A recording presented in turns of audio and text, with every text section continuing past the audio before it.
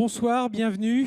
Je suis Frédéric Simotel, journaliste chez BFM Business et j'ai la charge d'animer cette soirée qui vise à montrer les liens forts qui existent aujourd'hui entre le CNRS et les entreprises. Alors nous aurons justement plusieurs entreprises, des grandes, des plus petites, des ETI qui viendront témoigner.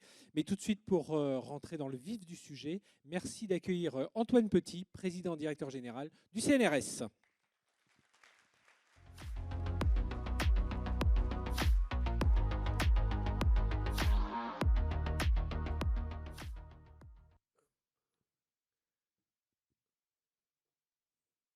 Madame la ministre, qui va nous rejoindre, Madame la vice-présidente de l'Assemblée nationale, Mesdames et Messieurs les parlementaires, Mesdames et Messieurs les élus régionaux et leurs représentants, Mesdames et Messieurs les présidents, dirigeants d'organismes de recherche, d'universités, d'écoles, Monsieur le vice-président de la CPU, cher Guillaume, Monsieur le président de l'Académie des technologies, Madame la directrice générale de la recherche et innovation, chère Claire, Mesdames et Messieurs les dirigeants d'entreprise pour qui cette soirée a été conçue, Mesdames, Messieurs, c'est un immense plaisir pour moi de vous retrouver ce soir au Palais Brongniart, qui a accueilli, vous le savez, la Bourse de Paris jusqu'en 1998.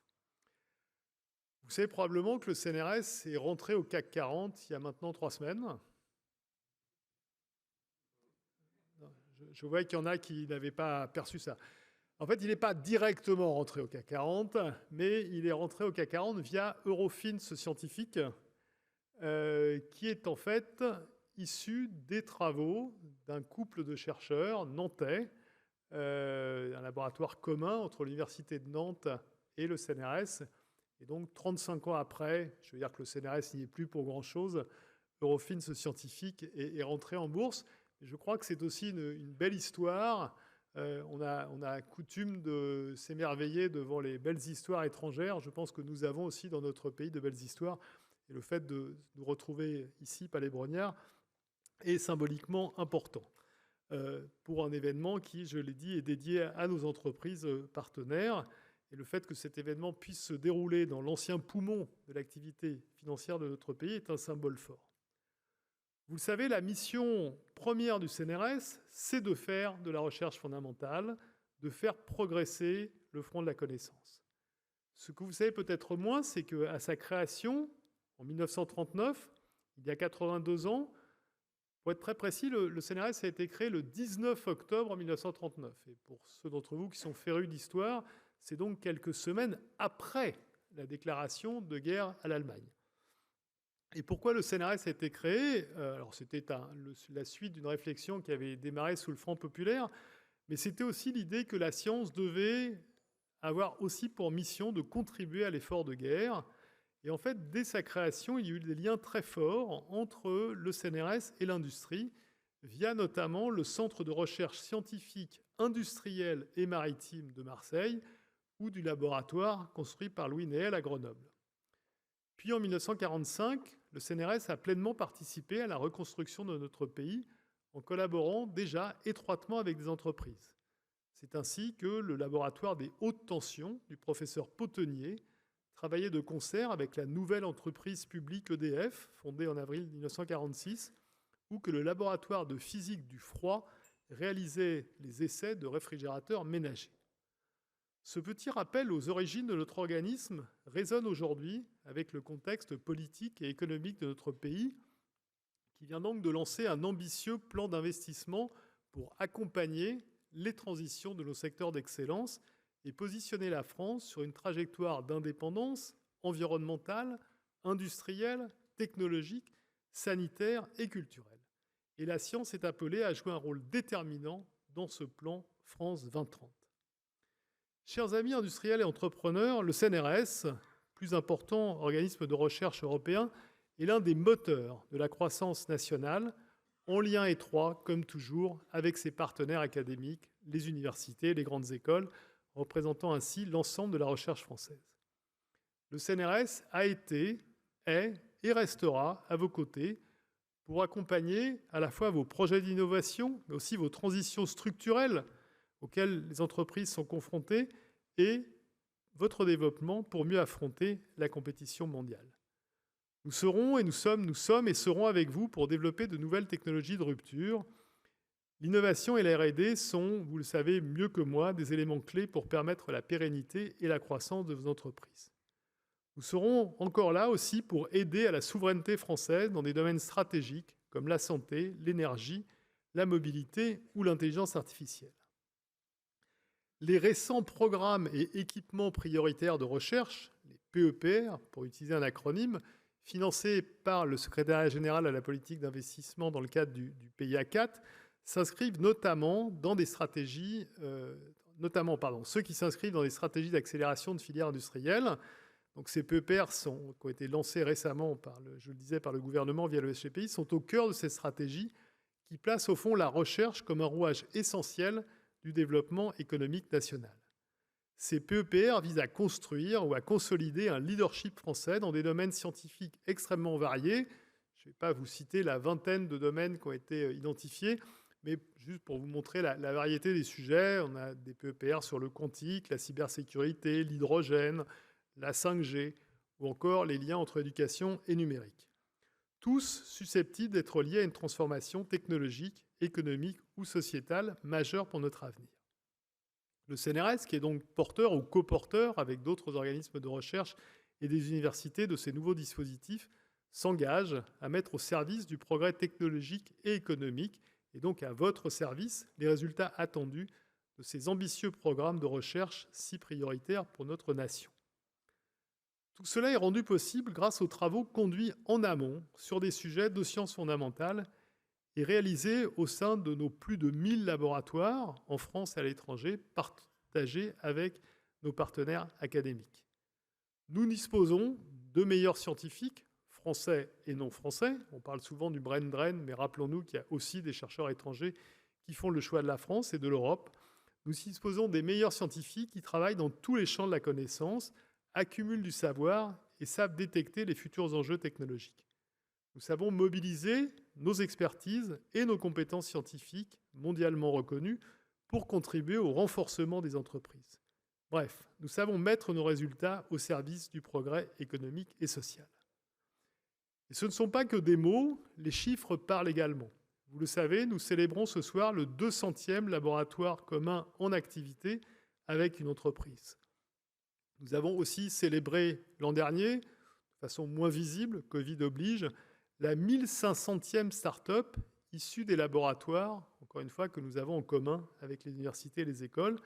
Et aujourd'hui, nous en créons presque une centaine par an. Plus de 1000 contrats de collaboration sont signés chaque année avec des entreprises. Et nous sommes fiers d'être le premier établissement de recherche co-déposant de brevets avec des entreprises. Ces résultats sont importants pour le CNRS et je ne serais pas venu vous le dire ici ce soir si nos chercheurs et nos chercheuses, nos ingénieurs, auxquels je tiens à rendre hommage, n'étaient pas tous et toutes, ou presque, convaincus de la nécessité de valoriser leurs résultats de recherche. Ils peuvent pour cela bénéficier de la politique que mène le CNRS depuis des années pour les conseiller et les accompagner dans les voies de valorisation empruntées, du dépôt des brevets au programme de prématuration de projets innovants, en passant par le programme RISE d'accompagnement dans la création de start-up ou encore le processus de création de laboratoires communs avec des entreprises que nous mettons à l'honneur aujourd'hui et demain. Et vous l'avez probablement vu en arrivant dans la showroom située dans la nef, nous présentons 15 laboratoires communs partagés avec vous, industriels, qui sont au fond représentatifs des 200 actifs. Nous montrons par des exemples concrets que ce sont des centaines de produits et procédés qui voient le jour grâce à ce dispositif de laboratoire commun qui permet de lever des verrous technologiques et scientifiques propres aux entreprises. Je ne citerai ici que 3 exemples, mais qui me paraissent très parlants, évidemment utiles à la société et sur des sujets extrêmement variés. Je pense aux pansements qui stimulent la cicatrisation, aux fibres optiques adaptées aux environnements extrêmes, ou encore à ces diffuseurs de phéromones pour lutter contre les parasites agricoles. Le laboratoire commun CNRS Entreprises est, parmi le spectre des offres de collaboration que nous proposons, du conseil à l'accord cadre, celui qui illustre le mieux le besoin d'ancrage des relations établies entre les industriels et les scientifiques dans un cadre structurant et pérenne. Car ne l'oublions pas, au départ de la collaboration, il y a avant tout des relations humaines entre personnes qui s'estiment, se font confiance et qui veulent marier leurs efforts après plusieurs années de collaboration. Un laboratoire commun, c'est un peu une union déterminée qui se traduit par un contrat défini sur plusieurs années et qui fixe, sur un thème scientifique partagé, une ambition commune, des moyens partagés, une gouvernance équilibrée. Je vous l'ai dit, plus de 200 laboratoires communs sont aujourd'hui en activité et nous en créons actuellement en moyenne un tous les 15 jours. Ces 200 laboratoires communs représentent près de 140 entreprises différentes qui nous ont fait confiance, certaines plusieurs fois, à l'image de Total Energy, avec qui nous avons 12 laboratoires communs. Et je salue Patrick Pouyanné qui nous fait l'honneur d'être avec nous ce soir. Et c'est vrai aussi pour Michelin ou Stellantis qui disposent chacun de 8 laboratoires communs avec nous. Je salue évidemment chaleureusement aussi Olivier Andriès, directeur général de Safran, Pierre Prieux, président du groupe Alsan, et Odile Ambis-Farton-Nandon, présidente d'Acri ST, qui nous font le plaisir d'être présents ce soir. Ils sont également partenaires du CNRS et nous échangerons ensemble un peu plus tard sur les enjeux de la collaboration entre les entreprises et la recherche académique. Toutes les entreprises avec lesquelles nous collaborons sont différentes. Des grands groupes, Madame la Ministre, des grands groupes, certes, pour un tiers, mais aussi des PME et des start-up pour la moitié des laboratoires communs, grâce notamment à l'excellent programme support financé par l'Agence nationale de la recherche et qui s'adresse à ces entreprises de taille plus modeste. Elles représentent, l'ensemble des entreprises, des secteurs industriels très variés, énergie, matériaux, sciences de la vie, sciences du numérique, pour ne citer que les principaux.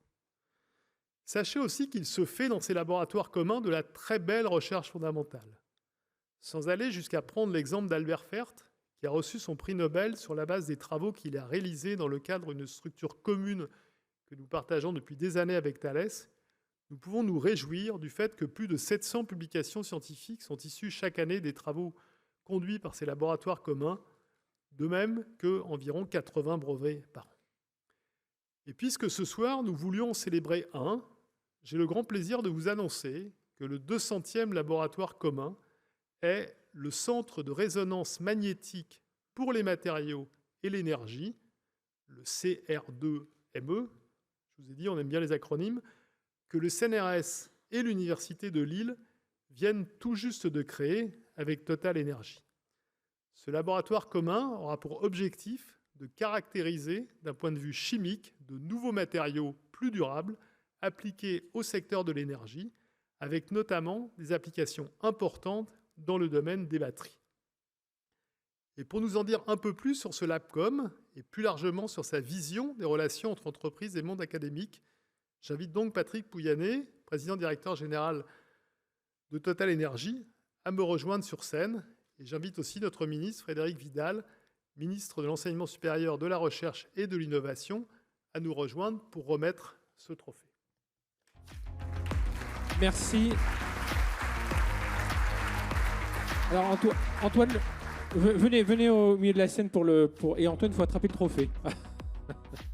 Voilà, venez au milieu de la scène, Madame la Ministre, Monsieur Pouyanné, pour cette remise officielle du trophée. Et on vous cédera la parole ensuite.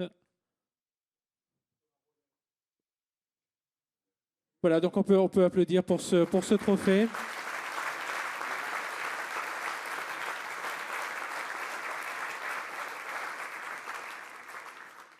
Merci Antoine et Madame la Ministre, je vais vous laisser regagner vos places. Monsieur Pouyanné, vous installez derrière le pupitre. Et avant de vous céder la parole, je vous propose de regarder en images, depuis là où vous êtes, quelques images sur ce 200e laboratoire commun du CNRS mené donc avec Total Energy. Et juste après, nous aurons un mot de Patrick Pouyanné.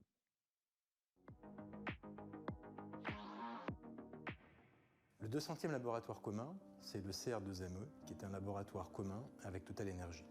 Dans les alliances entre le monde de l'industrie et le monde de la recherche publique, c'est la capacité de mettre ensemble de la recherche au meilleur niveau mondial, recherche scientifique d'un côté, et puis la promesse d'applications industrielles dans le résultat de ces recherches par ailleurs.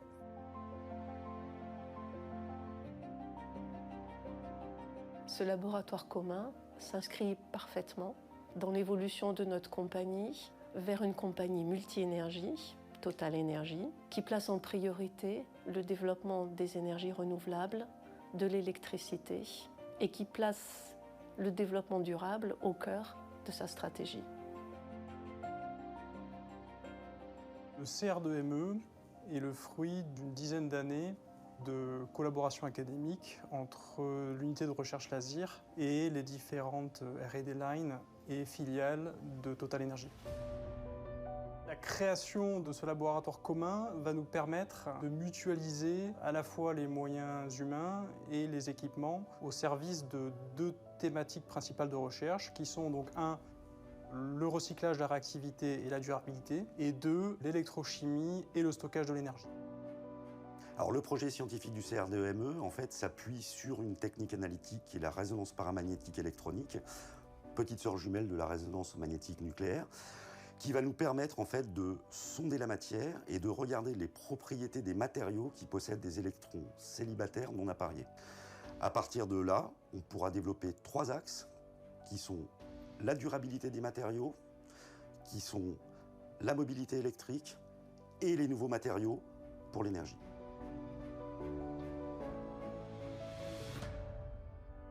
Petit à petit, mais de façon avec une croissance, je dirais, assez exponentielle, on est plutôt sur des matériaux à très faible impact carbone, que sont donc les panneaux photovoltaïques, l'électroconversion du CO2 et le développement de nouvelles technologies de batteries, lithium-ion ou tout solide. Ce qui est vraiment important pour nous, c'est de nous reposer sur l'expertise du personnel du CNRS sur la RPE appliquée aux matériaux. Nous, on apporte quelque chose à Total Energy, mais Total Energy, de par les ambitions qu'il a, nous force à développer de nouveaux outils qui ont aussi une répercussion dans le monde de la recherche académique. Donc c'est ça, le partenariat gagnant-gagnant. Le 200e et après, notre objectif il est double. C'est à la fois de pérenniser les relations existantes avec nos partenaires qui nous ont fait confiance pour créer ces laboratoires communs, mais c'est aussi développer la relation avec de nouveaux partenaires, de nouveaux industriels, quelle que soit leur taille, pour développer encore plus ce mode de relation et de construction de relations de long terme autour de la recherche. Bien.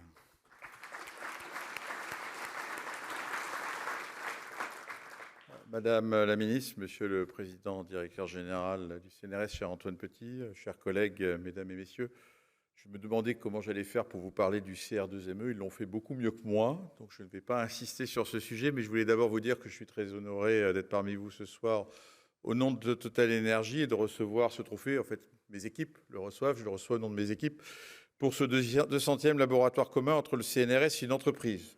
Je me suis demandé comment on avait fait pour être tiré au sort, pour être le 200e. Il y a sans doute un 190e et un 201e. Et alors, j'ai quand même cherché des raisons. Sans doute, Antoine Petit voulait-il m'attirer à ce soir à cette conférence, mais surtout, j'ai découvert, grâce à cette soirée, que en fait, c'est un long partenariat qui s'est établi depuis de longues années entre le CNRS et notre entreprise, pas Total Energy parce que c'est un nouveau nom, mais c'est devancière. Et puisque c'est de loin notre premier partenaire, le CNRS est notre premier partenaire académique en recherche et développement, à la fois en termes de nombre de collaborations et de financement. Nous sommes le premier co-déposant de brevets avec le CNRS, plus de 150 brevets co-déposés entre le CNRS et Total Energy au cours des 10 dernières années. Nous avons participé à plus de 1000 publications conjointes. Et puis, nous avons de nombreux laboratoires communs, comme l'a dit Antoine Petit, et 15 chaires industrielles. Donc, c'est vraiment à travers je pense, ce trophée, c'est cette intime collaboration que nous célébrons ce soir. Et j'en suis ravi. J'en suis d'autant plus ravi que, effectivement, quelque part, ce laboratoire commun, c'est l'occasion aussi de réaffirmer le rôle clé des liens entre recherche publique d'excellence et les entreprises, en particulier dans cette période où une entreprise comme Total Energy veut se réinventer en hybridant le numérique à nos cœurs de métier, en intégrant le développement durable dans nos stratégies et en misant aussi sur l'innovation ici et d'abord sur l'innovation et sur les jeunes. La relation entre CNRS et Total Energy est donc une relation de longue durée qui s'inscrit dans la durée, qui fait du CNRS un partenaire de confiance pour accompagner notre transformation en une compagnie multi-énergie qui investit massivement dans le développement des énergies renouvelables et l'électricité, dans des carburants renouvelables, dans de la mobilité électrique, dans la mobilité durable. En fait, cette évolution et la recherche et le développement de TotalEnergies est en avance sur toute notre entreprise, puisqu'après des travaux importants menés avec nos équipes au cours des 18 derniers mois, nous allons consacrer à ces nouvelles énergies plus de 60% de nos budgets de recherche et développement. C'est un énorme redéploiement, puisqu'il faut savoir qu'il y a juste 2 ou 3 ans, c'était à peine 20%. Nous avons produit un travail, peut-être que d'être enfermé avec le Covid nous y a aidé, en tout cas de multiples réunions, où au cours de réunions, nous avons réussi à reconvertir à peu près 200 millions d'euros qui étaient consacrés, pas les énergies du passé, les énergies du présent, en tout cas les énergies fossiles, pour les réorienter vers des programmes sur les nouvelles énergies. Et ça, c'est un effort important de nos équipes, mais dans lequel nous ne pouvons pas le faire tout seul. Nous allons le faire également avec des organismes comme le CNRS pour nous accompagner dans cette transformation. Et ainsi, ce laboratoire CR2ME avec le LASIR est un laboratoire à la pointe des techniques de résonance paramagnétique électronique. Il va nous permettre de caractériser la durabilité des batteries en fonction des cycles de recharge rapide, mais aussi de comprendre des mécanismes responsables de la dégradation des panneaux solaires pour y remédier. Batteries, panneaux solaires, là je parle en français, je pense à tout le monde, et c'est exactement les défis auxquels nous sommes confrontés. Lorsque j'essaye de réfléchir avec mes équipes à qu'est-ce qu'on peut retirer des 20 dernières années de cheminement ensemble entre CNRS et TotalEnergies, je pense qu'on peut résumer cette relation entre une recherche publique d'excellence menée par les CNRS et notre compagnie en 3 mots. D'abord, l'innovation, bien sûr. Ensuite, attractivité. Et enfin, je parlerai des hommes et des femmes, des jeunes chercheurs qui sont au cœur de nos projets communs. Bon, d'abord, l'innovation. Elle fait bien sûr écho à une des missions du CNRS de valorisation des résultats de sa recherche scientifique. Il s'agit de transformer quelque part l'investissement dans la connaissance en une valeur économique et en un progrès pour la société. Antoine Petit me disait qu'il était étonné des questions qu'il avait pu avoir à l'occasion de cette conférence de la part de médias, comme si la collaboration entre le cœur de la science que représente le CNRS et une entreprise comme TotalEnergies pouvait porter quelque chose de diabolique ou de pervers. En fait, je pense qu'on est au cœur d'une mission conjointe. Et je voudrais juste vous donner quelques exemples pour vous montrer sur quoi nous travaillons concrètement. Dans le domaine du captage de CO2, notre ambition commune entre le CNRS et le SPCI est de développer des nouveaux matériaux adsorbants pour augmenter l'efficacité du captage de CO2 dans l'air, participant ainsi à atteindre la neutralité carbone en diminuant le CO2 en surplus dans l'atmosphère. Premier exemple, ce qu'on appelle en anglais le director catcher, qui est une espèce de Graal, mais qui, si on a été capable de le faire, réglerait sans doute beaucoup de sujets. Dans le deuxième, très concret, alors je pense que les exemples ont été bien choisis. Olivier Andriès, en tant que PDG de Safran, qui nous accompagne. Dans le domaine de la décarbonisation du secteur de l'aviation, nous développons des biofuels qui mettent en jeu des matrices complexes dont la caractérisation est au cœur du laboratoire commun IC2MC entre le CNRS, l'Université de Pau, l'Université de Rouen et le Future Fuel Institute de Floride. Donc on travaille sur comment développer les fameux Sustainable Aviation Fuel, les carburants aériens durables dont maintenant l'industrie aéronautique a découvert l'enjeu majeur qu'elle constitue dans le cadre de l'accord de Paris. Un autre exemple, enfin, dans le domaine des émissions de gaz à effet de serre, également grâce aux travaux effectués au sein du laboratoire commun, le LINA, entre le CNRS et l'Université de Rouen, nous disposons dorénavant d'une quantification très précise par drone des émissions de méthane et des émissions de CO2 permettant de prévenir et d'agir. La mesure des émissions de méthane, qui ont été un des sujets au cœur de la COP26 à Glasgow, est en effet un domaine sur lequel nous devons progresser vite. Et je suis très fier d'ailleurs que TotalEnergies, avec votre soutien au CNRS, est en train de constituer le laboratoire d'excellence que l'Union européenne va reconnaître en termes de capacité à mesurer le méthane, ce qui est un sujet clé. Tous ces travaux sont générateurs de brevets, je l'ai dit, plus de 150 ont été co-déposés et sont marqueurs, je crois, de cette dynamique d'innovation dans laquelle s'inscrit cette recherche commune. Le deuxième mot, c'est attractivité. L'attractivité, elle tient bien sûr d'abord à la renommée internationale des chercheurs du CNRS, au rayonnement de leurs unités et des outils mis en place par le ministère de l'Enseignement supérieur, de la Recherche et de l'Innovation, ainsi que des programmes des investissements d'avenir pour faire émerger des initiatives novatrices et les soutenir dans la durée. L'attractivité, c'est aussi ce que nous, entreprises, pouvons offrir aux chercheurs du CNRS. Je disais que j'avais été frappé lorsque nous avons mis en place notre Digital Factory récemment, où on se demandait si une entreprise comme Total Energy arriverait à attirer tous ces talents pour lesquels tout ce monde se bat dans le monde du digital, des data scientists et autres. En fait, nous n'avons eu aucun problème à les recruter parce que justement, nous sommes capables de leur offrir des cas complexes, industriels. Ils aiment bien la complexité. Je crois que c'est ce qu'on peut apporter à motiver les chercheurs du CNRS, une entreprise comme la nôtre. Nous faisons face à plein de problématiques, je disais encore plus avec Nouvelle-Zélande, nouvelles, compliquées, et nous sommes prêts à chercher à les comprendre. Et c'est ça qui, quelque part, va motiver, je pense, les équipes d'Antoine Petit pour continuer à progresser, à se développer. Et donc, comme le disait d'ailleurs votre collègue dans le film, c'est gagnant-gagnant. Et c'est cette attractivité qui va dans les deux sens, en fait. Je crois aussi que nous avons, grâce à nos travaux communs, nous pouvons en développer. Enfin, tout ça, nous le faisons parce que nous avons besoin, pour irriguer à la fois le CNRS et notre entreprise, de jeunes chercheurs, des jeunes chercheurs qui sont formés par la recherche dans vos laboratoires, dans nos structures communes, et qui peuvent redevenir entrepreneurs, sans que dans un continuum, pour rejoindre l'industrie, participer au développement technologique au cours des transformations en cours, relever le défi du changement climatique ou plus globalement du changement de système énergétique. Et ils sont une centaine dans nos laboratoires communs chaque année qui viennent travailler. Donc c'est des forces vives dans ces travaux, dans ces laboratoires communs.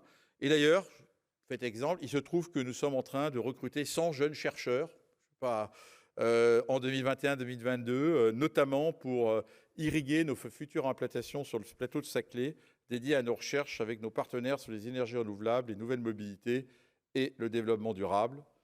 Voilà ce que je voulais vous dire. Donc merci encore, merci pour célébrer ce soir cette collaboration à travers cet événement et ce trophée. Merci à vous. Merci. Merci Patrick Pouyanné. N'oubliez pas votre trophée. Merci d'avoir été avec nous ce soir. Et justement, on parlait de ces équipes. Et bien, on va les accueillir tout de suite sur scène. L'équipe de ce 200e laboratoire commun. Merci d'accueillir sur scène Hervé Vézin, Isabelle Vétremieux, Simon Pondaven et Emmanuel Gomez. On peut les applaudir. Voilà, ils nous rejoignent sur scène. Hervé, Isabelle, prenez un micro.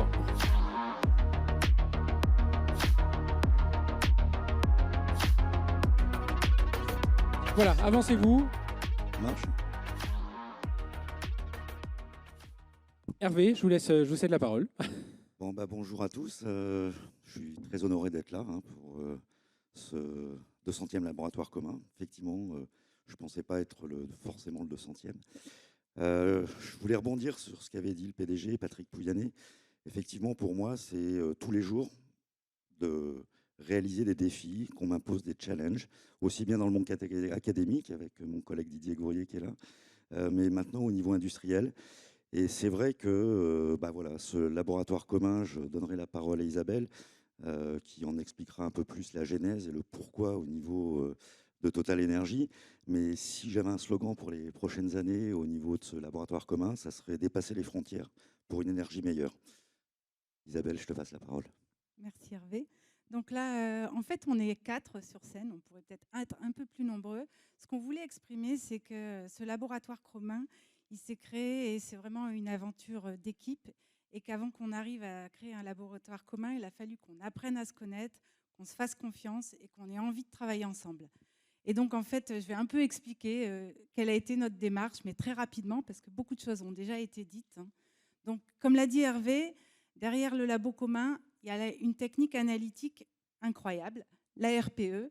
Qu'est-ce qu'elle a d'incroyable, cette technique analytique? C'est qu'elle est capable d'aller regarder à l'intérieur de la matière les espèces réactives, donc les radicaux libres, les espèces paramagnétiques, lithium, cuivre, des choses comme ça. Donc en fait, c'est hyper important pour nous. De plus, elle est très sensible. Et elle on peut travailler sans préparer l'échantillon. Ça veut dire qu'on va pouvoir aller regarder ces espèces réactives dans la matière brute, mais aussi dans nos systèmes, donc dans les électrodes de batterie, etc., etc. Donc vraiment, c'est super. Seul point un peu difficile pour nous, c'est que c'est une technique de niche, très différenciante, que peu d'industriels utilisent, très très peu. Donc il nous a fallu 10 ans 10 ans pour nous l'approprier grâce à l'aide d'Hervé. Et pourquoi 10 ans? Parce que 10 ans, en 2008, c'est la première intervention d'Hervé chez Total Energy qui nous explique la RPE et qu'est-ce qu'on peut en retirer. Et 2018, donc 10 ans après, c'est le premier achat d'un équipement de RPE à Solèze dans le laboratoire de Simon. Donc en fait, on a fait plusieurs collaborations qui nous ont permis de comprendre ce que ça pouvait nous apporter. Et en 2019, nous 4, on a décidé qu'il fallait intensifier notre collaboration, accélérer le déploiement de la RPE vers les nouvelles énergies, et on a eu envie de monter un labo commun. Donc on s'est préparé, on a fait tout un dossier qu'on a ensuite présenté au CODIR de la R&D de Total, et ils ont apporté leur soutien. Et après, ils nous ont dit OK, fin 2020, et après on a utilisé tout 2021 pour préparer le projet. Je remercie nos collègues des contrats. Je remercie aussi Cathy Vix, qui nous a dit, bon allez, il faut que ce soit ambitieux, il faut qu'on s'engage. Donc on y va, on fait un vrai contrat où Total s'engage sur le moyen terme, le CNRS, l'université, et puis voilà, je pense qu'on est arrivé à un super projet qui va nous permettre de faire plein de belles choses. On a plein d'idées. Voilà. Et moi aussi, je veux remercier le CNRS, et notamment la délégation, la DR18 des Hauts-de-France, qui a vraiment œuvré pour monter tout ce dossier. Je remercie Christophe Muller qui est dans la salle. Et je tiens aussi à remercier l'Université de Lille, son vice-président est là. Donc voilà, de ce soutien indéfectible depuis des années. Merci. Merci, on peut encore vous applaudir. Vous allez rester sur scène. Et justement, vous parliez du vice-président de l'Université de Lille. Est-ce qu'il est là, Lionel Montagne? Je vais l'inviter à nous rejoindre sur scène avec Antoine Petit, voilà, à nous rejoindre. Et au passage, à récupérer le trophée qui est là. Voilà, Lionel Montagne, vice-président en recherche de l'Université de Lille. Donc je vous invite à remettre symboliquement avec les photos ce trophée. On va vous applaudir. Voilà.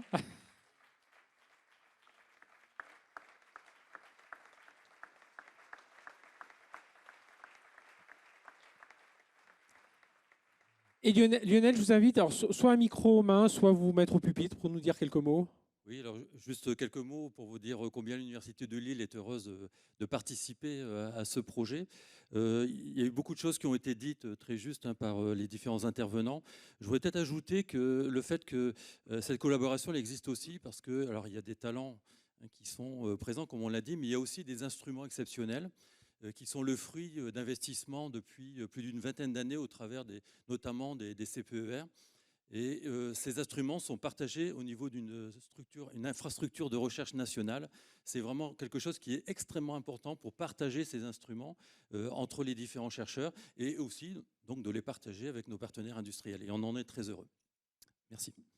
Merci. Eh bien, on peut vous applaudir à nouveau, prendre quelques dernières photos. Merci à tous les 5. Je vais vous inviter à regagner vos fauteuils. Lionel, laissez-nous le micro et juste garder Antoine sur scène. Car on va passer à notre partie table ronde. On va accueillir nos intervenants suivants que l'on peut applaudir. Je les invite à me rejoindre tout de suite. Olivier Andriès, Pierre Prieux et Odile Fanton-Dandon. Voilà, que l'on peut applaudir.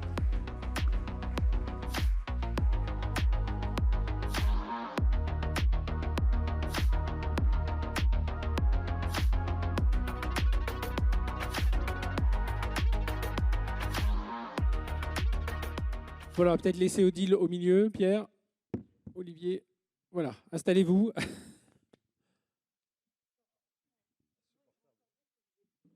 Oh, non, il faut être modeste. Merci en tout cas à tous les 4 d'être avec nous. Odile Fanton-Dandon, vous êtes présidente de ACRI-ST. Alors ACRI, ça a été fondé en 89 à Sophia Antipolis. Vous avez développé des outils de simulation de l'environnement, des expertises dans le domaine des maths, de la physique, la dynamique des fluides. Et en ce moment, vous étendez vos travaux sur l'observation spatiale de la Terre vers l'univers. Et c'est votre actualité, là, d'il y a quelques jours. Vous êt lauréate du prix Irène Joliot-Curie 2021, décerné par l'Académie des sciences dans la catégorie Femmes, Recherche et Entreprise. Et pour cela, des gens vous félicitent. Bravo à vous pour ce prix. À vos côtés, Olivier Andriès, qui est directeur général de Safran, leader mondial, c'est 76 000 personnes aujourd'hui, c'est ça, Safran, donc leader mondial dans la construction de moteurs, de trains, enfin voilà, il y a d'innombrables innovations et c'est vrai qu'on regarde, quand on est journaliste dans la tech, c'est vrai que des sociétés comme Safran, mais d'ailleurs des sociétés comme Acri-ST et Alsan, on est vraiment toujours subjugué par toute l'innovation dont vous faites preuve. Et puis Pierre Prieux, bonsoir Pierre, merci d'être avec nous. Vous êtes président d'Alsan. C'est une holding qui détient une trentaine d'entreprises spécialisées dans la défense, l'aéronautique, l'énergie, les machines médicales. Vous avez une actualité avec l'innovation sur les tests salivaires avec le Covid. C'est 2000 personnes aujourd'hui chez Pierre Prieux. Donc on va vous entendre tous les trois. Je vais peut-être démarrer avec vous, Odile. Vous êtes donc une PME spécialisée, je l'ai dit, dans l'observation spatiale. Vous êtes l'illustration vraiment de cette collaboration fructueuse entre une PME et le CNRS. On fait exprès, on a une grande entreprise, une ETI, une PME, dans le cadre d'un laboratoire commun. Moi, la première question que j'aimerais vous poser, c'est justement quels sont les avantages que vous tirez de cette collaboration, laboratoire commun? Et puis en contrepartie, qu'est-ce que vous pensez, vous, apporter au CNRS à travers ces laboratoires communs? Même si on a eu quelques réponses là déjà avec ce 200e laboratoire. Madame la ministre, parlez bien près du micro. Allô, voilà. Collez-le au menton. Collez-le au menton. Voilà. Ah, comme ça, oui. Est-ce que vous m'entendez? Parfait. Alors, je peux dire déjà que sur ce laboratoire commun, c'est une grande première pour Acri-ST, car c'est notre premier laboratoire commun que nous avons, qui s'appelle InClass, et qui, en fait, correspond à la rencontre de deux équipes, des équipes qui travaillent sur le James Webb Telescope, qui est le plus grand télescope, le plus puissant télescope jamais lancé, et les équipes d'Acri-ST qui travaillent sur les missions spatiales du programme Copernicus, qui est le programme le plus ambitieux européen jamais lancé en termes d'observation de la Terre. La rencontre de ces deux équipes, le point commun, c'est des expertises en méthodes inverses. C'est des expertises pour traiter les données et essayer d'en extraire la meilleure information possible. Alors, pour Acri-ST, très clairement, ce laboratoire commun apporte un énorme avantage par rapport à notre stratégie de développement, qui est que nous étions dans l'observation de la Terre, et il y a quelques années, nous avons décidé de nous intéresser à l'observation de l'univers et à son exploration. C'est dans notre vision de développement pour tout le monde, d'ailleurs ici dans la salle. C'est-à-dire qu'on croit que l'avenir va être beaucoup dans l'espace. Et donc ce laboratoire commun, c'est une opportunité formidable parce que ce domaine-là est un domaine très restreint, je dirais, juste aux scientifiques. Jusqu'à présent, c'était très difficile en tant que privé d'envisager de faire de la recherche ou des développements dans ce domaine de l'exploration spatiale. Donc pour nous, ça nous ouvre une porte sur le marché international en plein développement aujourd'hui. Alors à l'inverse, pour nos partenaires du LabCom, donc l'IAS, le CNRS et Paris-Orsay, nous pensons que nous apportons d'une part beaucoup de pluridisciplinarité avec nos méthodes d'inversion dans le domaine de l'observation de la Terre, qui sont déjà très éprouvées aujourd'hui, et donc qu'on va explorer pour l'exploitation des données du James Webb Telescope. Et nous apportons aussi d'énormes capacités de calcul liées à nos traitements de pétabytes de données dans le cadre du programme Copernicus. Et aussi peut-être un élément important qui est général, c'est nos collaborations avec ces laboratoires de recherche pérennisent la recherche dans les labos. Parce que nous recrutons les personnels qui sont souvent dans des postes non pérennes. Et ça, c'est un énorme plus, je pense, parce que ça permet de tracer la recherche qui est effectuée et pas de recommencer à zéro à chaque fois. Voilà, on reparlera de ces Oui. talents. Alors, on est un peu co-animateur, hein, Antoine, donc il ne faut pas hésiter à poser aussi tes propres questions. Olivier, alors vous, je crois que c'est 5 laboratoires communs aujourd'hui, Safran avec le CNRS. Le premier, ça date de 88, ça veut dire que ça marche, que vous continuez l'effort. Ma première question, c'est de savoir, dites-nous pourquoi ça marche, pourquoi un grand groupe est intéressé. Puis souvent, on se dit, mais un groupe comme Safran, ça a son lot de chercheurs. Qu'est-ce que vous allez chercher au sein du CNRS ? Alors, nous avons effectivement 5 laboratoires communs de recherche avec le CNRS et je crois pouvoir dire, Antoine, que nous avons été la première société à développer un laboratoire commun avec le CNRS. C'était 1988 à Bordeaux. Avec l'Université de Bordeaux, absolument. Avec l'Université de Bordeaux.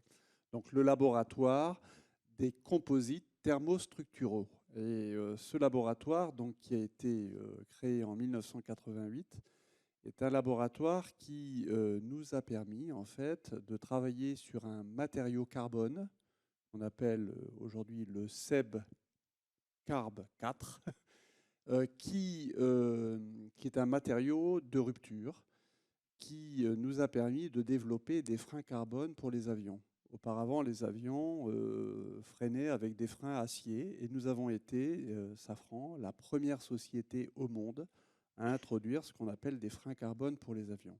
Aujourd'hui, nous avons plus de 50% de part de marché mondial sur ces freins carbone. Donc nous équipons un avion sur deux, plus d'un avion sur deux. Et l'intérêt de cette technologie, c'est que ça permet d'améliorer le freinage tout en réduisant significativement la masse au niveau de l'avion. On gagne à peu près 300 à 400 kg par avion, ce qui est très significatif parce que, comme vous le savez, dans l'aéronautique, la masse, c'est l'ennemi numéro un. Et donc, réduire la masse, ça permet de réduire les émissions de gaz carbonique. Et donc, c'est une très bonne action pour la décarbonation de l'aviation. Nous avons d'autres laboratoires également, donc dans le domaine de la photonique et dans le domaine des superalliages nickel. En fait, et c'est M. Jean-Paul Herteman qui est ici au premier rang, qui a été PDG de Safran pendant de très longues années et qui est l'homme qui m'a recruté, qui m'a appris ça à l'époque. Il m'a dit, tu vois Olivier, ce qui fait la force d'une société comme Safran, c'est la connaissance des matériaux. Il avait parfaitement raison. Ce qui est vraiment la force d'un groupe comme le nôtre, c'est tout le travail, la connaissance qu'on a sur les matériaux. C'est ça qui permet de faire notre avantage compétitif par rapport à des concurrents. Parce qu'on est sur des métiers où les barrières technologiques sont très très fortes.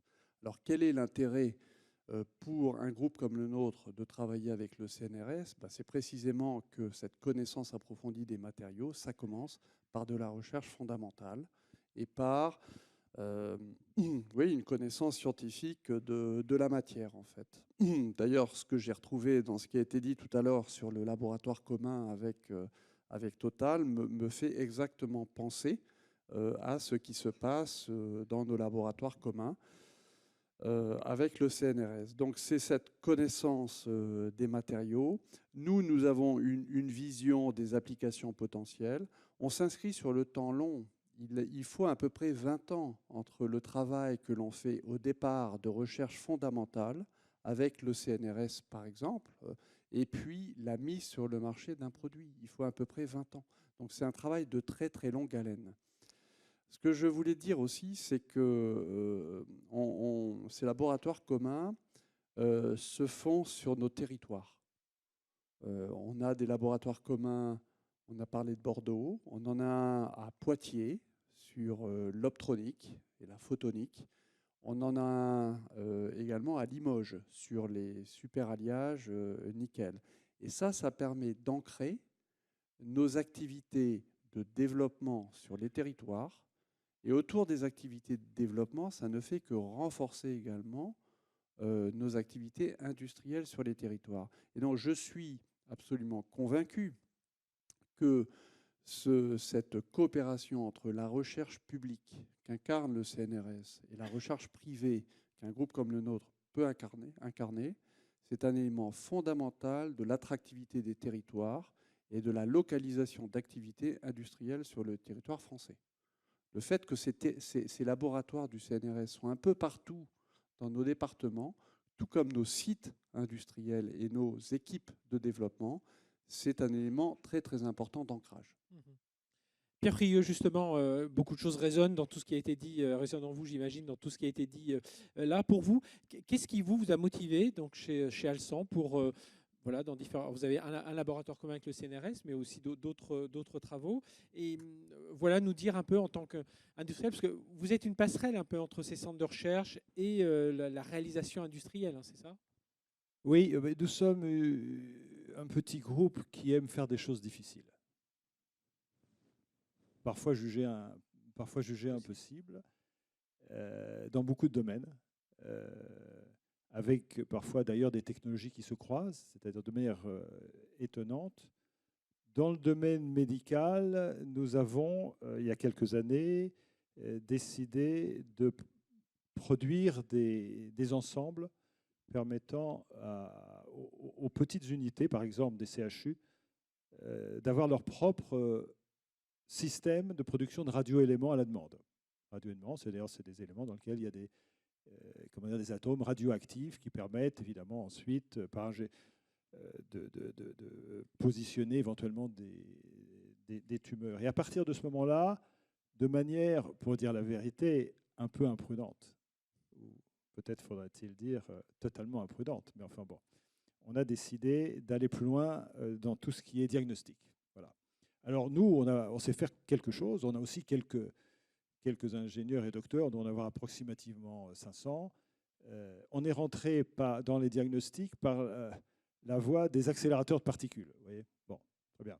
Accélérateurs de particules avec un peu de robotique, avec un peu de microfluidique, etc. Bon, mais génétique, qu'est-ce que ça veut dire ça? Enfin, je veux dire, génétique, moi je ne savais pas. Il fallait aller sur Wikipédia. Et donc, quand on a essayé d'élargir, si vous voulez, à d'autres types de diagnostic, il était évident qu'on avait besoin d'aide. Archi évident, totalement évident. On a des trésors en France. Hein. Parfois, on a tendance à l'oublier. Les Français sont assez critiques avec eux-mêmes, comme on le sait. Le CNRS fait partie de ces trésors. C'est fantastique. Et donc, on a eu la chance de trouver... Enfin, la chance, non, puisque, en fait, vous couvrez pratiquement tous les domaines. On a trouvé à Montpellier une équipe qui apportait toutes ses compétences. Voilà. Alors, je vais donner un exemple, mais on en aura peut-être tout à l'heure, avec des idées impossibles, un peu étranges, vous voyez, qui consistent à essayer de caractériser certains traits de l'esprit par une analyse de sang. Vous voyez, des choses qui ne sont pas tout à fait banales. Et on a trouvé donc une équipe qui nous a apporté ces compétences qui sont très, très variées, hein, très variées. Bien sûr, de génétique, biogénétique, de mathématiques un peu particulières, entre autres, mais pas uniquement, de microfluidique. On connaissait un peu la microfluidique, mais pas tout à fait dans la même utilisation. Ils nous ont apporté ces connaissances parce qu'on a récupéré, évidemment, tout un savoir sur lequel ils avaient travaillé de longues années. Voilà. Et on leur a apporté, je crois, enfin en tout cas, ils ont également la gentillesse de nous le dire, une capacité à, in fine, aller sur le marché. Antoine, je ne me permettrai pas de parler de manière absolue des scientifiques, mais quelque chose me laisse à penser qu'il n'y a rien de mieux pour un scientifique que de voir la matérialisation des travaux de recherche qu'ils ont développés. Voilà. Oui, puis il y a un autre exemple, c'est vrai qu'on imagine toujours une collaboration sur un temps long, alors il y en a, mais aussi sur un temps court. Hein. Il y a eu des tests salivaires, je crois, sur le Covid, donc on se doute que tout ça a été développé rapidement. Antoine? Oui, effectivement, on a développé avec Pierre et ses équipes et Alexandra et Franck qui sont là, un test salivaire, EasyCov. Et quand je dis on a développé, on était en complémentarité tout à fait exemplaire, puisque dans le labo, on a développé le test. Ensuite, il fallait l'industrialiser, ce qui n'est pas la mission du CNRS, mais qui est la mission d'un groupe comme Alsan, et ça a été fait. Et je crois que là encore, c'est peut-être une histoire qu'on n'a peut-être pas mis assez en avant pour illustrer la qualité de cette recherche. Puisque j'ai le micro, si je peux dire, je vais en profiter. Quand je rencontre les grands décideurs, je leur dis souvent, c'est quoi votre lettre au Père Noël vis-à-vis du CNRS? C'est-à-dire, c'est quoi les sujets dont vous rêveriez qu'on arrive à les faire ensemble? Et comme toute lettre au Père Noël, des fois, ça ne marche pas. Hein. Donc, j'ai envie de vous poser cette question. C'est le sujet pas de demain, mais presque d'après-demain, sur lequel vous auriez envie qu'on travaille ensemble, ou bien dans un laboratoire qui existe déjà, ou bien dans un laboratoire qu'il faut qu'on va s'atteler dès demain à créer. Ce serait quoi? Pierre-Olivier. Écoutez, un projet de rêve. Alors, je ne sais pas si la lettre doit être adressée au Père Noël du CNRS ou plus largement. Mais nous, notre ambition profonde, c'est d'obtenir la capacité de tester de très nombreuses maladies à un coût très bas pour, en fait, changer au niveau mondial l'organisation médicale. Voilà. C'est ça notre objectif. Enfin, l'un de nos objectifs, parce que nous en avons, heureusement ou malheureusement, ça dépend de quel point de vue on se place, beaucoup, mais c'est ça, voilà. C'est ça. Voilà le Père Noël. Olivier, pardon. Nous, notre priorité numéro 1, c'est la décarbonation de l'aviation. En tant que motoriste, on estime qu'on est au premier rang de la décarbonation de l'aviation. On a d'ailleurs décidé d'y consacrer 75% de notre effort de recherche et de technologie. Et ça passe par des technologies de rupture, parce que nous devons aller vite et nous devons faire fort. Donc ça passe par des technologies de rupture sur les moteurs, et ces technologies notamment, et ces technologies de rupture sur les moteurs, on revient toujours à ce que j'indiquais tout à l'heure, on revient aux matériaux, à la connaissance des matériaux. Arriver à travailler sur des matériaux qui permettent de faire fonctionner les moteurs à des températures plus élevées et qui ont la durabilité pour des températures plus élevées, c'est absolument essentiel. Et c'est d'ailleurs aussi un enjeu de souveraineté, parce que ça a des implications également dans le domaine militaire, donc les matériaux. Mais c'est également pour l'ensemble de tous les équipements qu'on met à bord d'un avion, c'est de réduire la masse. Donc mon rêve, c'est qu'on puisse effectivement développer des équipements qui respectent toujours, évidemment, l'enjeu numéro 1 qui est la sécurité des passagers, mais qu'on puisse alléger l'avion. Et là aussi, c'est un travail de fond. On sait que ça prendra un peu de temps, mais il faut s'y mettre dès maintenant si on veut des résultats, dès 2030, 2035, etc. C'est un travail qu'il faut commencer maintenant. Voilà mon rêve. Déjà 2 rêves, Odile. Je ne sais pas si c'est exactement la question que... Enfin, je ne sais pas comment comprendre exactement la question.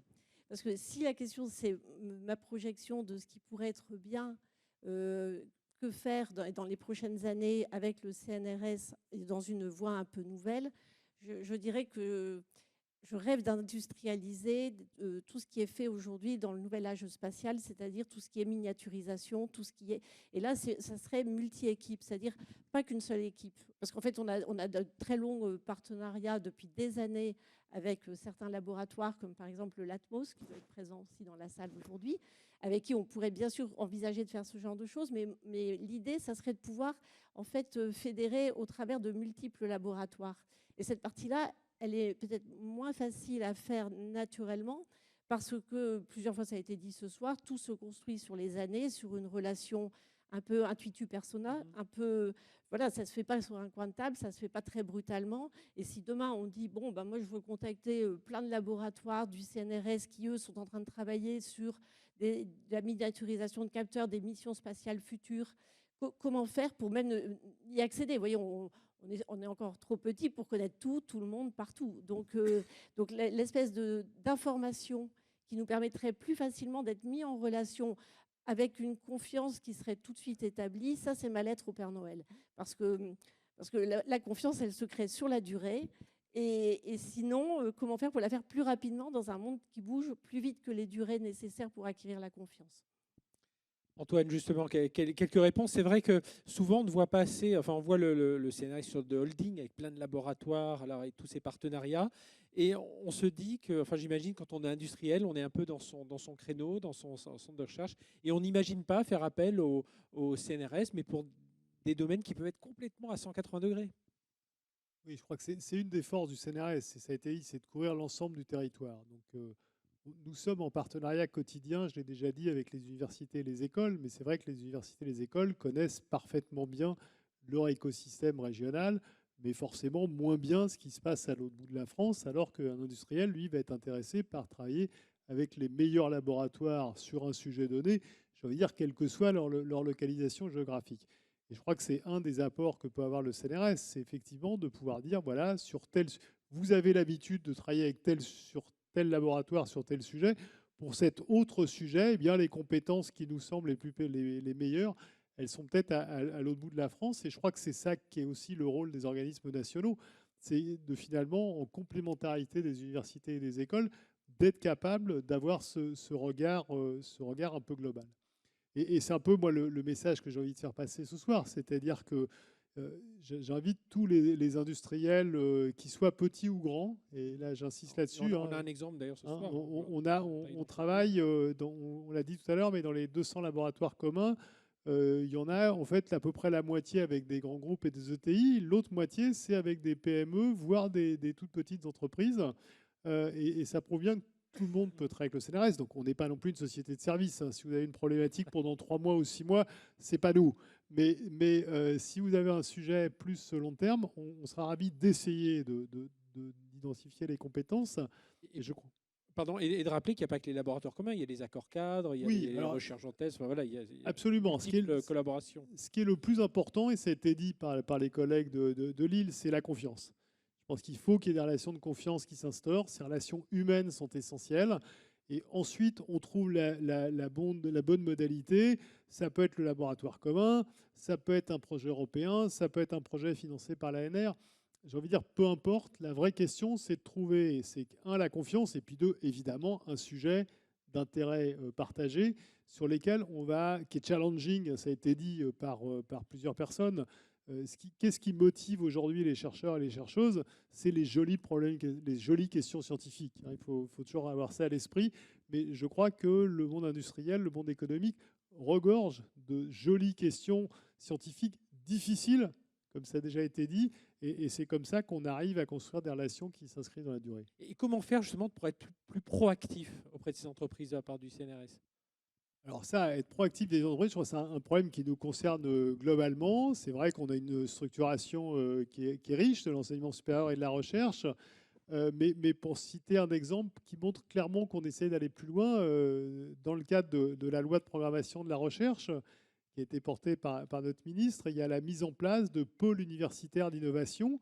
Donc il y a 5 pôles universitaires d'innovation qui viennent d'être créés à titre expérimental, où l'idée, c'est vraiment que tous les acteurs académiques travaillent ensemble de façon à, d'une certaine façon, simplifier l'offre pour les industriels. Parce que c'est clair qu'un industriel qui vient nous voir, si on lui dit « Attends, mais ça, c'est un laboratoire commun entre le CNRS, l'Université de Lille et je ne sais pas quoi, mais il va falloir que tu te farcisses tous les juristes, ils ne vont pas être ravis et ils auront raison. » Et donc l'idée, c'est qu'on simplifie cette offre, qu'on ne se trompe pas non plus sur la création de valeur. C'est-à-dire qu'il n'y a pas un pays au monde où la recherche fondamentale est financée avec des redevances de brevets ou de logiciels. Je pense que ça, c'est une chimère. Le fait qu'une entreprise développe des activités, crée des emplois, c'est-à-dire qu'elle va être plus riche, donc elle va payer plus d'impôts, plus de taxes à notre actionnaire principal qui est l'État.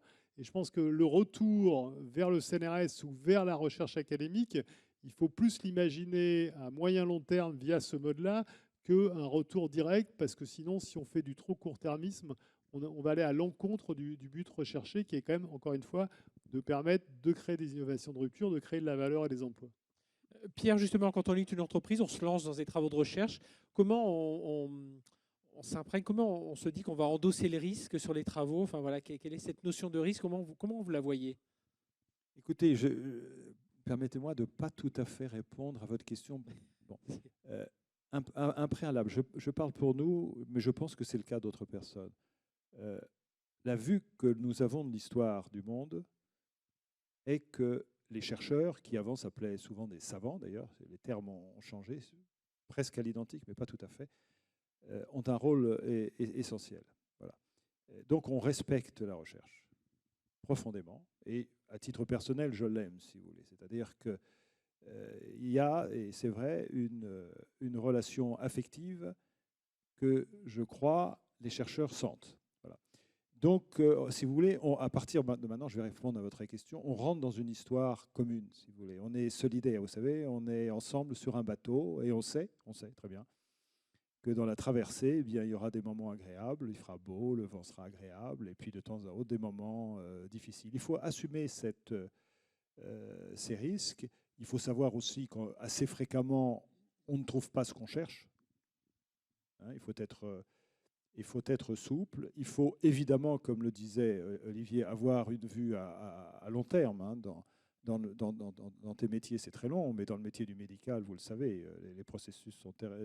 Voilà, donc si vous voulez, la vie c'est un risque. Si vous voulez. Tout ce qui nous dit, tous ceux qui essayent de nous dire la vie, c'est pas de risque, c'est D'abord, ils sont tristes, ils sont embêtants et ils n'ont rien compris à ce qui a fait notre humanité et ses progrès. Ben, on l'assume, voilà. Et on l'assume, comme je vous l'ai dit, en aimant nos partenaires.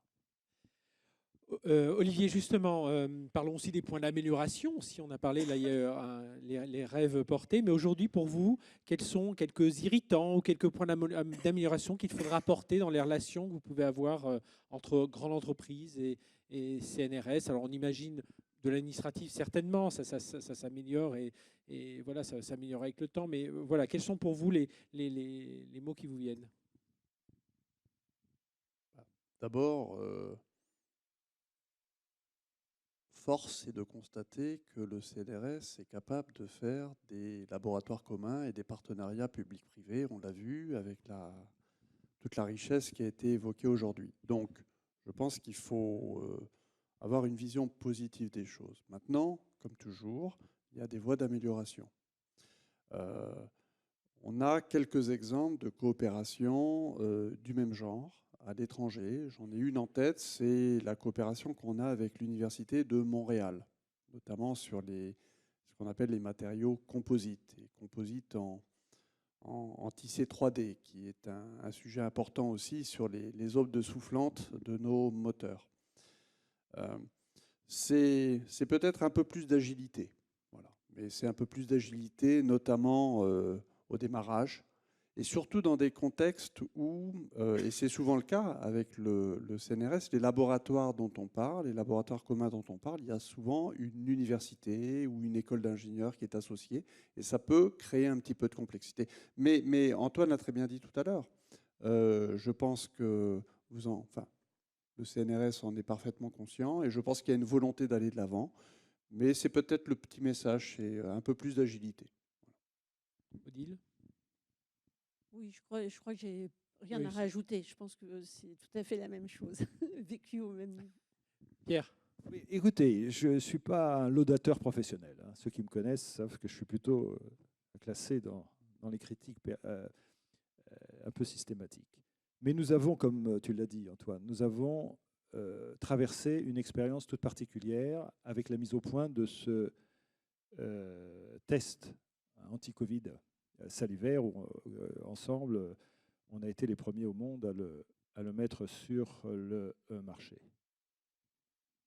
Les gens, peut-être je ne devrais pas dire ça, mais bon, les gens ont travaillé avec une énergie incroyable, et dans des équipes communes. C'était impossible de faire la différence entre les gens qui étaient soi-disant du CNRS et les gens qui étaient soi-disant d'Alsan. Ils n'étaient pas du CNRS et d'Alsan.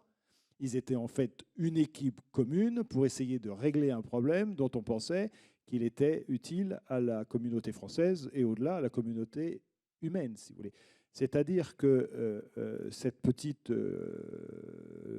lourdeur éventuellement qui peut exister de temps à autre, certes, mais quelle magnifique comment dire, illustration de la souplesse on a vécu. C'était absolument étonnant. Il y a quelques personnes ici qui, peut-être, sont présentes là et ils pourront vraiment en témoigner. Donc, si vous voulez, beaucoup est fait. Alors, évidemment, ça dépend.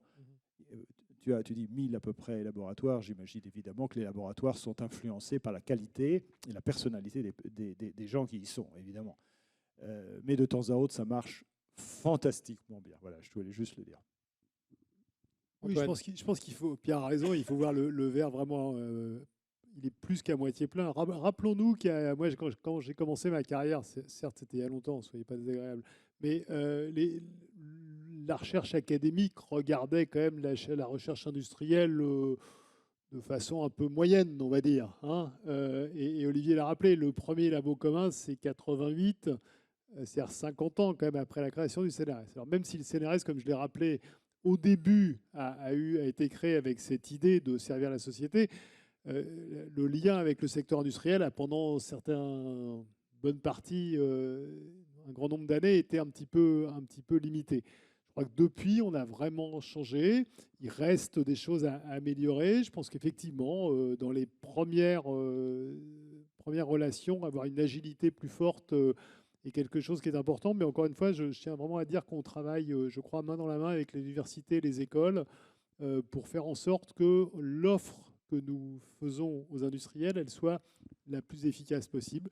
Ça ne veut pas dire qu'il n'y a pas encore des progrès à faire, mais il me semble qu'on va vraiment dans la bonne direction et qu'il faut peut-être plus se mettre en avant tous les success stories. C'est un peu ce qu'on a voulu faire par cet événement-là, c'est de montrer que un laboratoire commun tous les 15 jours, c'est quand même pas si mal au niveau français, et que ça montre d'une certaine façon que ça marche. Maintenant, il reste quelques irritants, c'est vrai, mais dans l'ensemble, ça marche. Odile, justement, dans tout, on parle des labos communs, mais je l'ai évoqué rapidement à l'instant. Il y a des chaires, il y a des coopérations, il y a des accords cadres. Vous en avez plusieurs comme ça, collaborations? Ah oui, on a plusieurs collaborations. En fait, toute l'histoire d'ACRI-ST, c'est une histoire d'amour avec le CNRS, qui a démarré il y a 20 ans, il y a plus de 20 ans même, et qui nous a accompagnés dans un développement qui nous a donné une image et une notoriété internationale. Et en fait, c'est vraiment par cet apport de chercheurs d'un côté, enfin là, encore une fois, je parle beaucoup des chercheurs dans le domaine du spatial, c'est-à-dire donc des chercheurs qui sont des inventeurs de capteurs pour des futures missions spatiales. Et là aussi, la passion est la même que dans vos équipes là, sur la recherche salivaire.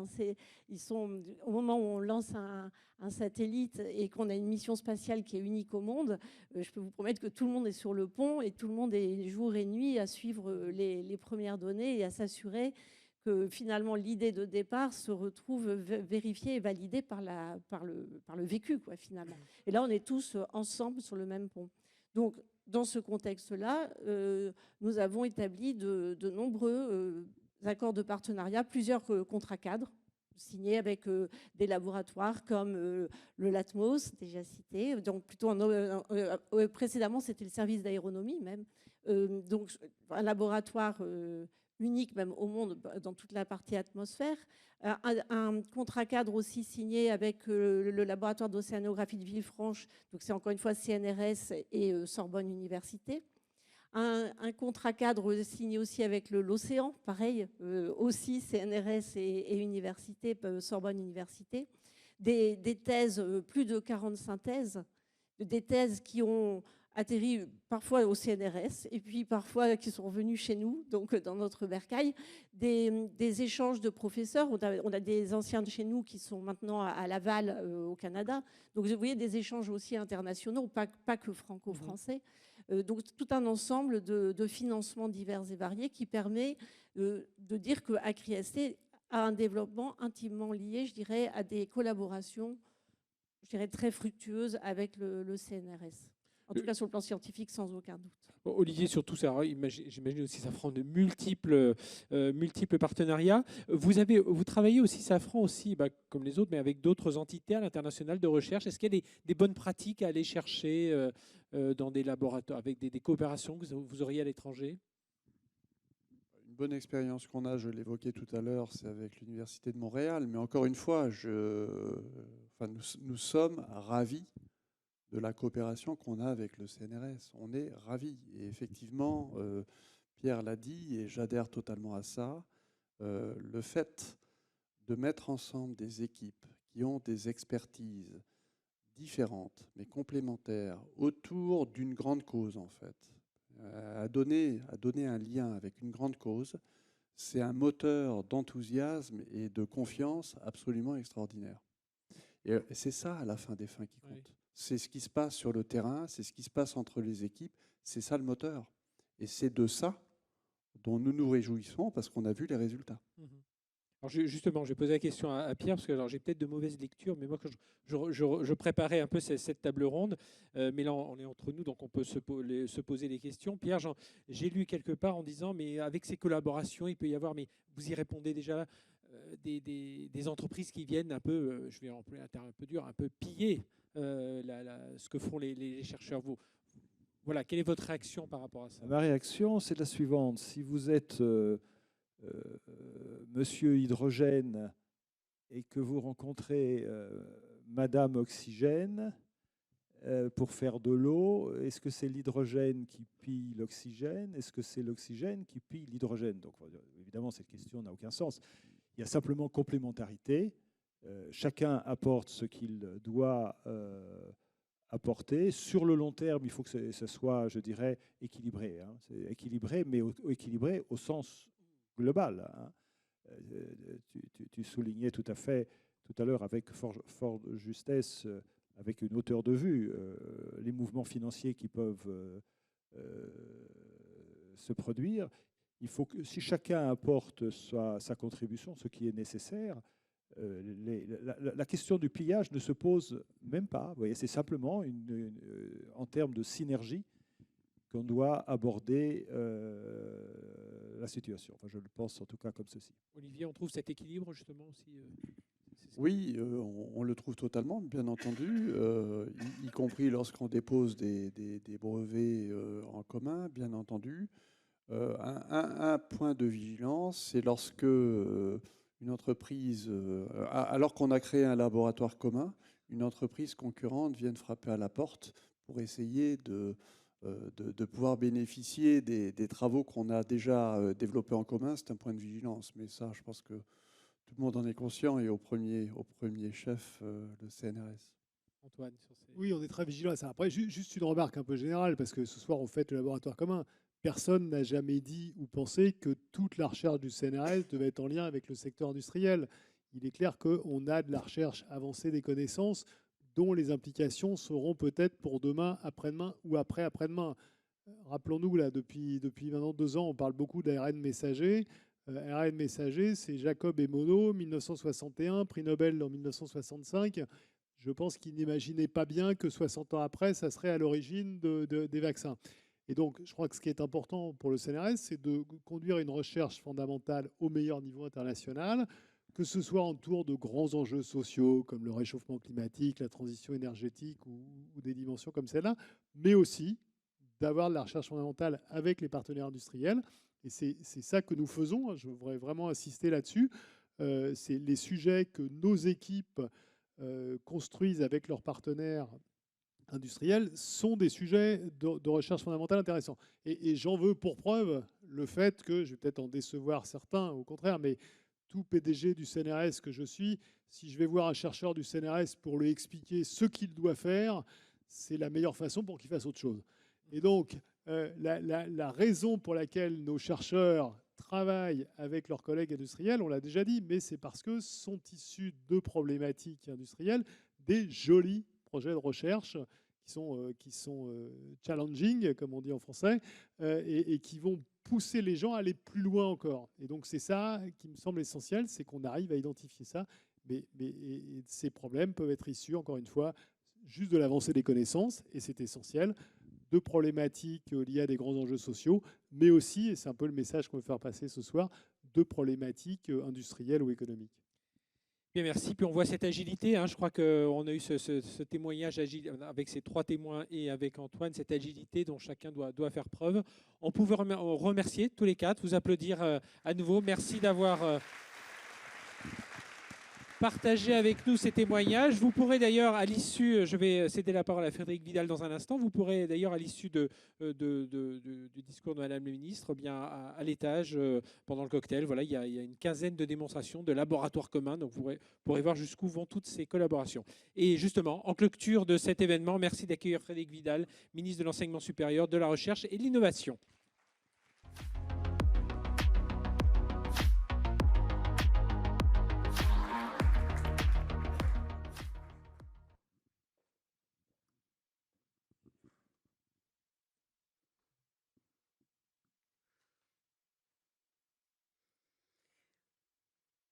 Mesdames et messieurs les parlementaires, mesdames et messieurs les élus, mesdames et messieurs les présidents, vice-présidents, directeurs d'établissement, mesdames et messieurs les représentants du monde économique, présidents, directeurs généraux, directeurs, chefs d'entreprise, monsieur le président directeur général du CNRS, cher Antoine, mesdames et messieurs, en vos grades et qualités, chers collègues et chers amis.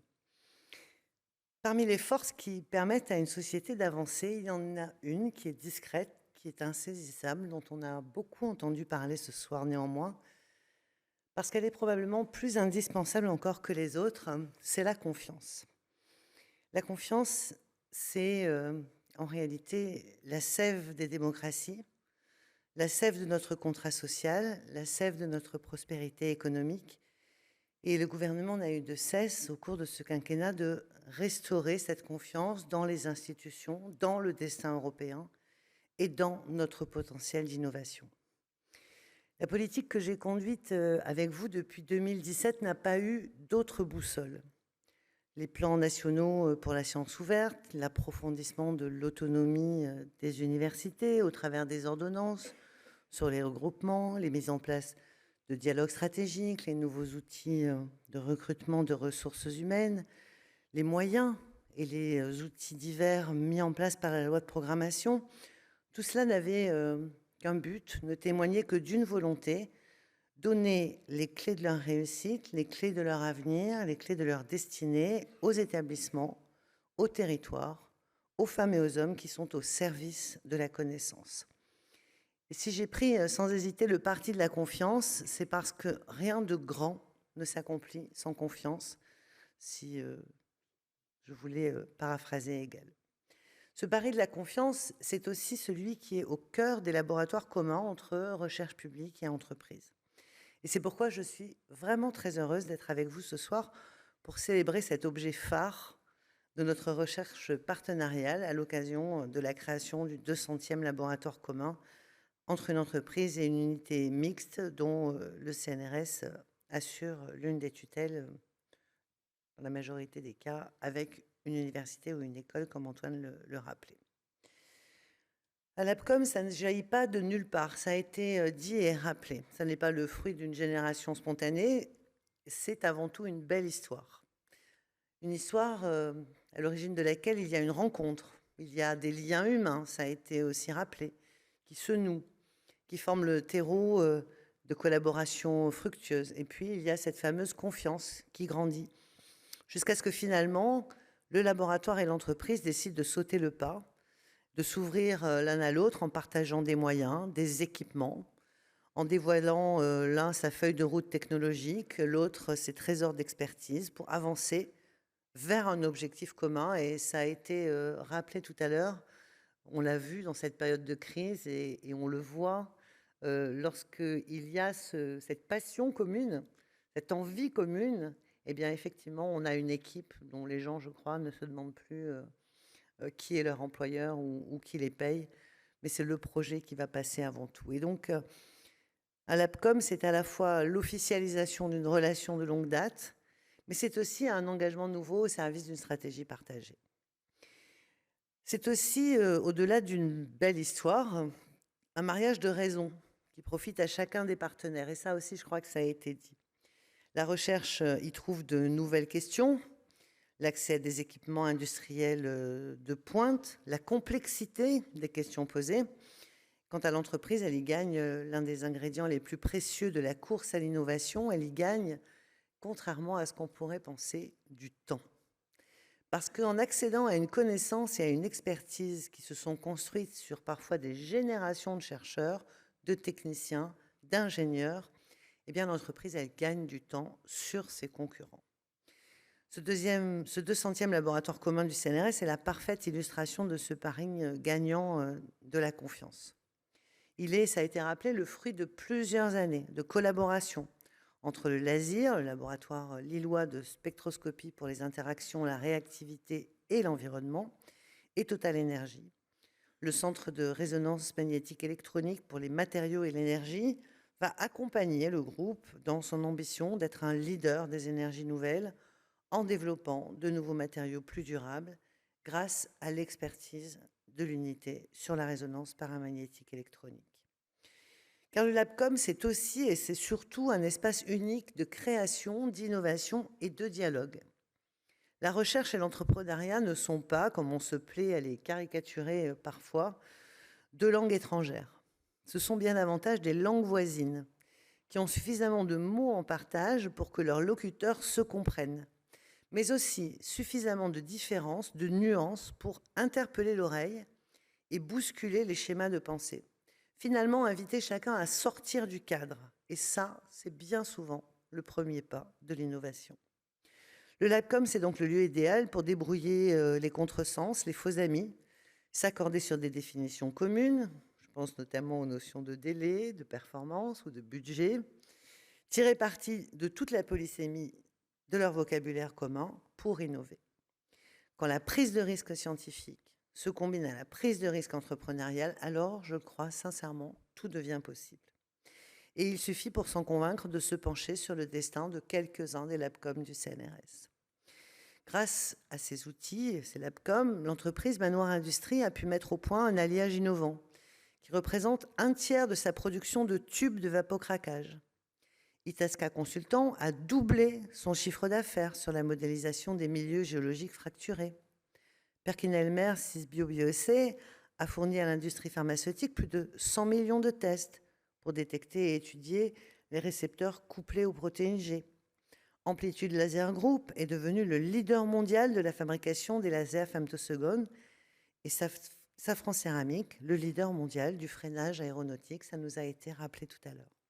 C'est vous dire si la science peut faire de la différence. Et la science elle-même n'est pas en reste.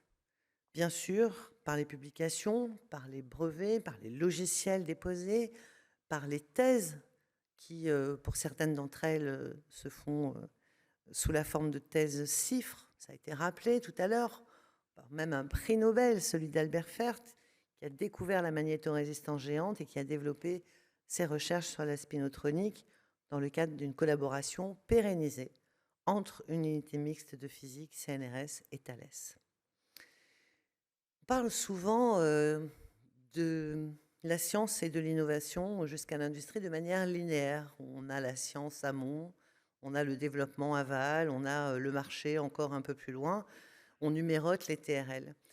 Moi, je suis convaincue qu'il s'agit en réalité d'un cercle vertueux, parce que ça a été dit aussi ce soir par plusieurs d'entre vous, ce que l'industriel peut aussi apporter à la recherche en retour, ce sont de nouvelles questions scientifiques, ce sont de nouveaux défis, ce sont de nouvelles barrières à franchir.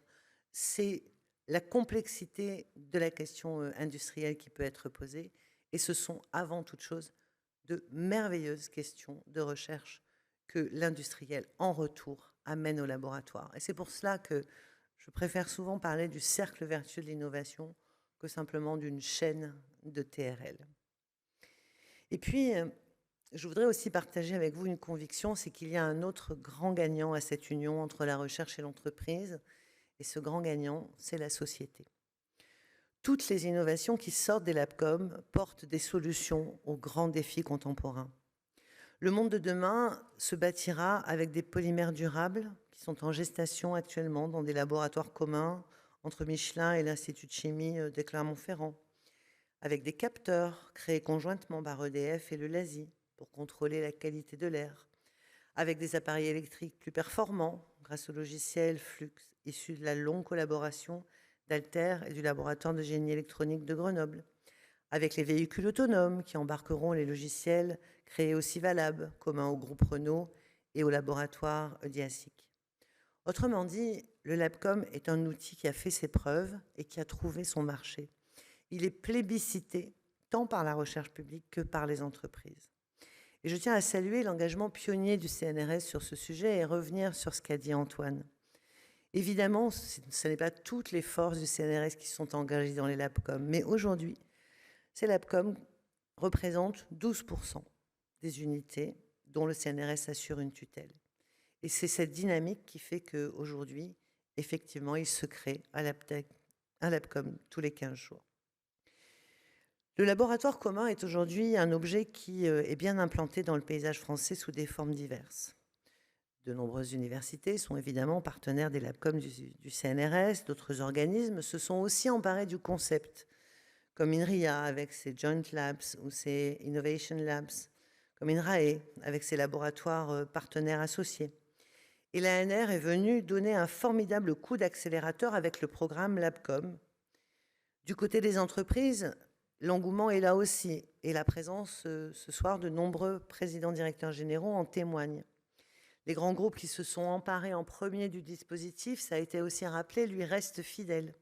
J'en ai cité plusieurs, mais je pourrais ajouter Solvay, Saint-Gobain, Airbus, Stellantis, Naval Group, Ariane Group, qui font partie des 10 partenaires industriels les plus engagés auprès du CNRS.